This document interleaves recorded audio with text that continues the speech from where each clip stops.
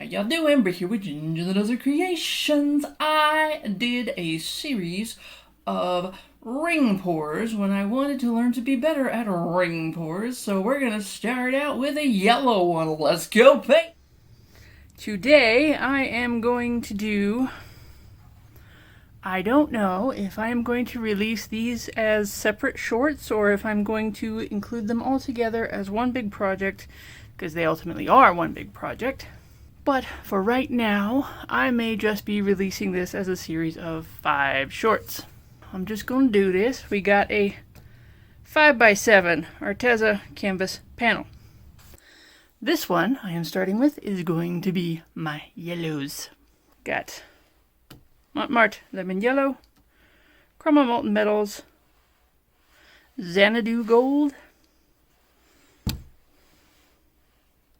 Mont yellow deep, and of course black and white.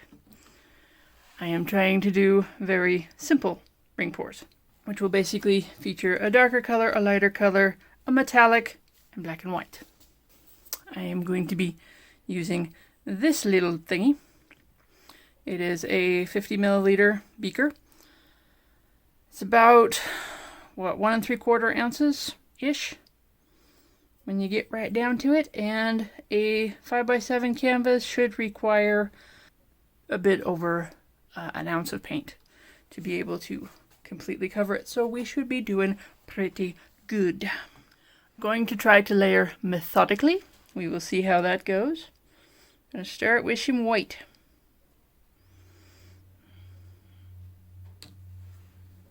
I'm going to try to do the drizzlies because I want to have a lot of variation, and if I pour, it's just going to end up being one solid color because I've done it already. One solid color, that is, not this ring pour, because I've done one ring pour, and, well, technically 2, and they're so-so.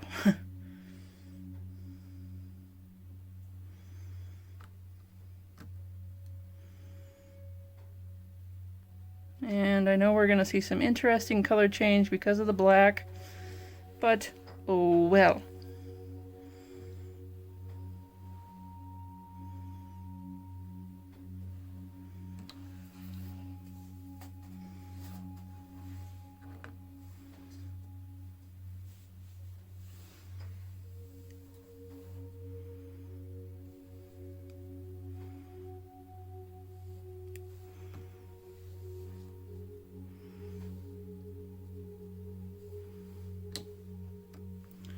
Changing my mind on my strategy as we go along.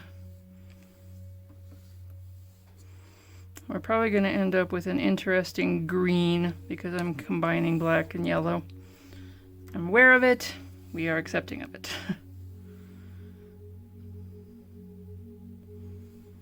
Now this acrylic pour ring pour has the paints have been prepared with Floetrol and Sunnyside M1 paint additive, as well as about 10 drops of Minwax wood conditioner, because I love the way that affects a painting.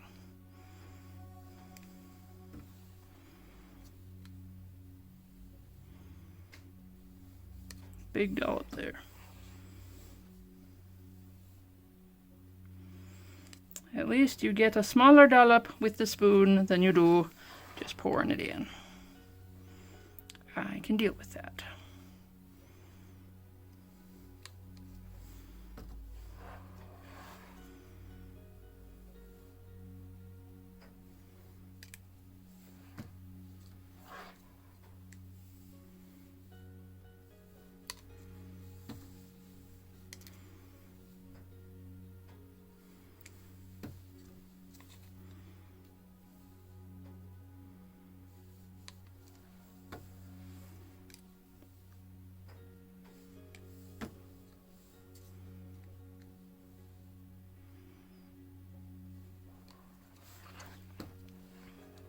Now you may be asking why I chose to put a gold as my metallic in a yellows pour. The answer is because it struck my fancy at the time.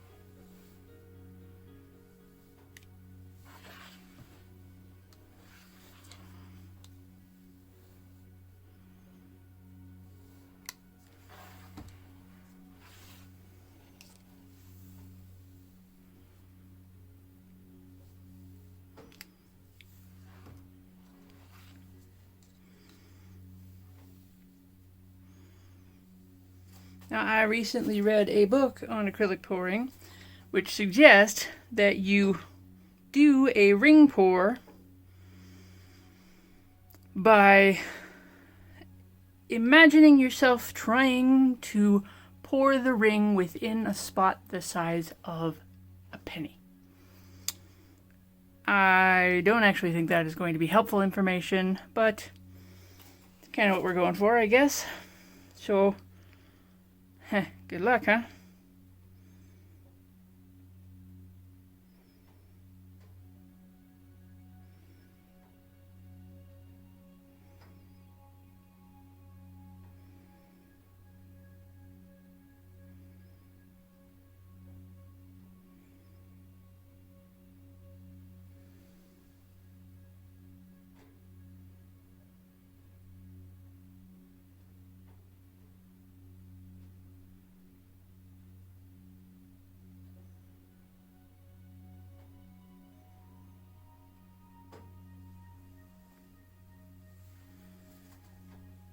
I actually don't think that that's a bad center. Huh. I'm surprised.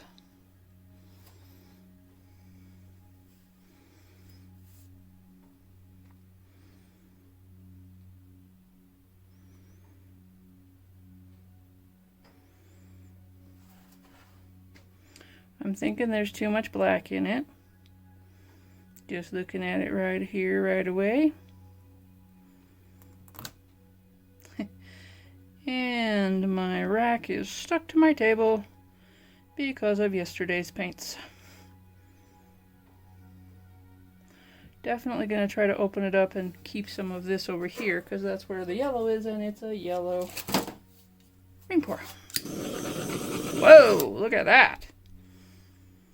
That is the Minwax.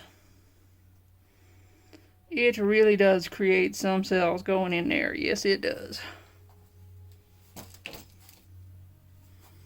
My goodness, those just exploded.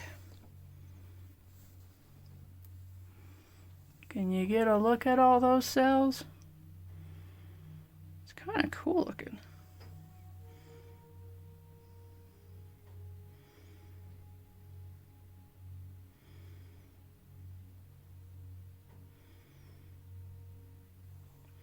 Pretty much this art form, it helps to hold no expectations for what you're going to get.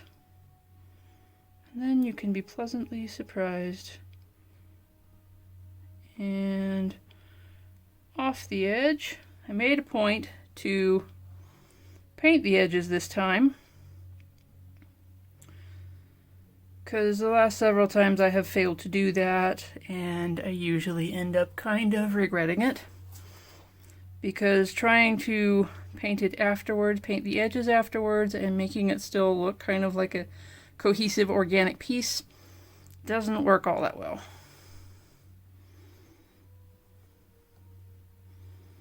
Wow.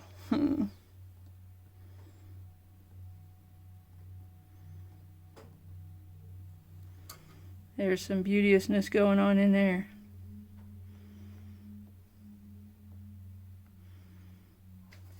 Moving the paint back to the center, thereabouts, so that I can start moving this way.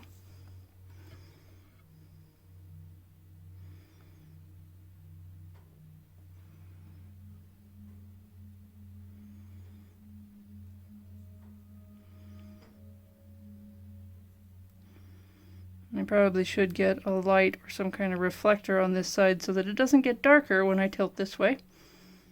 Either that or just turn things over so that they're still facing the lights. Actually, my lights aren't even facing the right way right now.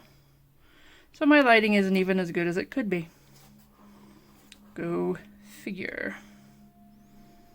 Okay, all that's left is that other corner. Man, this is crazy. Crazy, crazy, crazy. I like it, but it's crazy. You can see all that sparkle from the gold. I thought the gold just like disappeared. But it's there, all sparkly.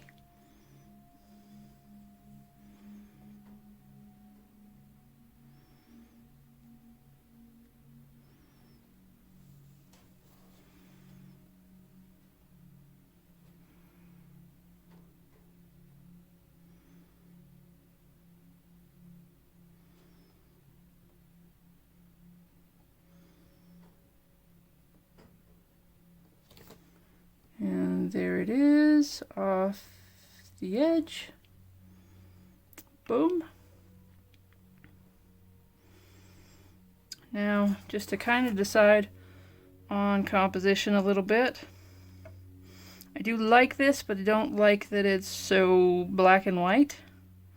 There is a little bit of yellow in there, but this is supposed to be a yellow painting, so kind of gonna move to push this a little bit off.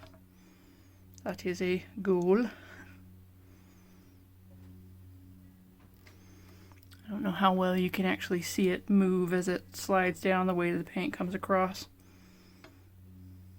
Kind of cool to watch.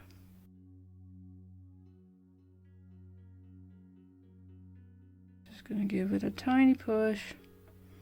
It's almost off where I want it to be, and then we'll move the center back to the center, and I think we'll be happy. Actually, I'm gonna try to push a little this way too. Like I said, keep more of the yellow and less of the stuff that just looks like it's black and white.